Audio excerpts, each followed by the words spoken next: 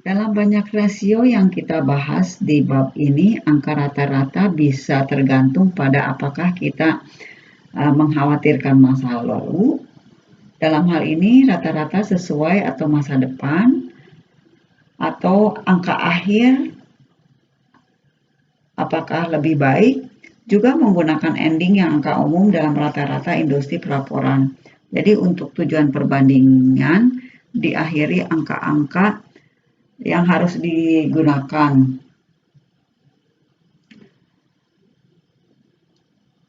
Perputaran piutang dan penjualan hari dalam piutang. Ukurannya kita akan lihat persamaan berikut, yaitu pertama, perputaran piutang sama dengan sales per piutang atau penjualan dibagi piutang. Rasio ini lebih masuk akal jika mengubahnya menjadi hari. Jadi inilah hari-hari penjualan masuk piutang. Sehingga persamaannya akan menjadi penjualan hari-hari atau penjualan hari dalam piutang sama dengan 365 hari dibagi perputaran piutang. Nah, untuk melihat lebih jelas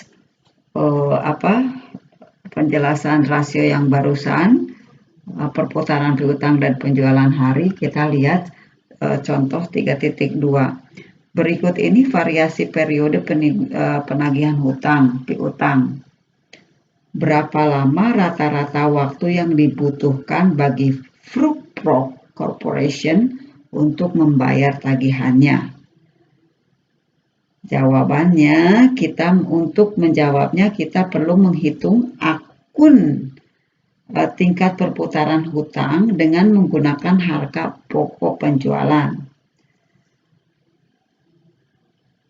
Dan asumsi bahwa Frugprok membeli semuanya dengan kredit. Nah, hitungannya adalah harga pokok penjualan $1.344 dan hutang dagang $344. Karena itu perputarannya menjadi $1.344 dibagi $344 sama dengan 3,9 kali. Jadi hutangnya berbalik setiap 365 dibagi 3,9 sama dengan 94 hari. Rata-rata Frugprok membutuhkan 94 hari untuk membayar. Sebagai kreditor potensial, kita mungkin memperhatikan fakta ini.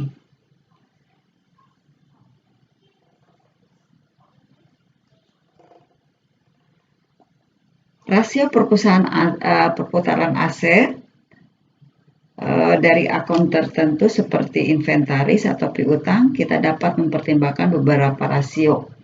Dan rasionya yaitu rasio perputaran. Yang pertama net working capital, yang kedua fixed asset turnover, yang ketiga total asset turnover. NWC atau net working capital turnover rumusnya adalah perputaran NWC sama dengan penjualan dibagi NWC. Fixed asset turnover atau perputaran aset tetap sama dengan penjualan dibagi aset tetap bersih. Dan rasio manajemen aset terakhir yaitu total perputaran aset sama dengan sales dibagi total aset atau penjualan dibagi total aset. Contoh perputaran aktiva tetap dan total berdasarkan laporan keuangan terkini. Contohnya misalnya kita ambil Southwest Airlines memiliki total perputaran 0,59 dibandingkan dengan 0,82 untuk IBM.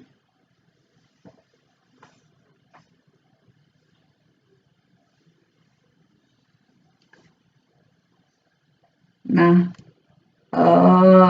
selanjutnya adalah mengukur profitabilitas. Tiga ukuran yang kita diskusikan di bagian ini mungkin yang paling dikenal dan paling luas digunakan untuk semua rasio keuangan dalam satu dan atau lain bentuk. Rasio ini dimaksudkan untuk mengukur seberapa efisiensi sebuah perusahaan menggunakan asetnya dan mengelola operasinya. Pertama, profit margin. Profit margin atau margin keuntungan persamaannya sama dengan net income dibagi penjualan. Yang kedua, atau dibagi penjualan. Semua hal lain dianggap sama. Margin keuntungan yang relatif tinggi jelas diinginkan. Dan situasi ini terkait dengan rasio biaya rendah relatif terhadap penjualan. Namun, hal-hal lain seringkali tidak sama. Misalnya menurunkan harga jual biasanya akan meningkatkan volume unit, tetapi biasanya akan meningkat menyebabkan margin keuntungan menyusut. Keuntungan total atau yang lebih penting arus kas operasi bisa naik atau turun. Jadi fakta bahwa margin lebih kecil tidak selalu buruk. Lagi pula tidak mungkin seperti kata pepatah, harga kami sangat rendah sehingga kami kehilangan uang dalam segala hal.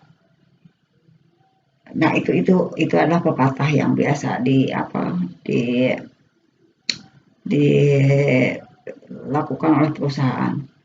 Yang kedua adalah return on asset, ROA atau ROA adalah ukuran keuntungan per dolar aset.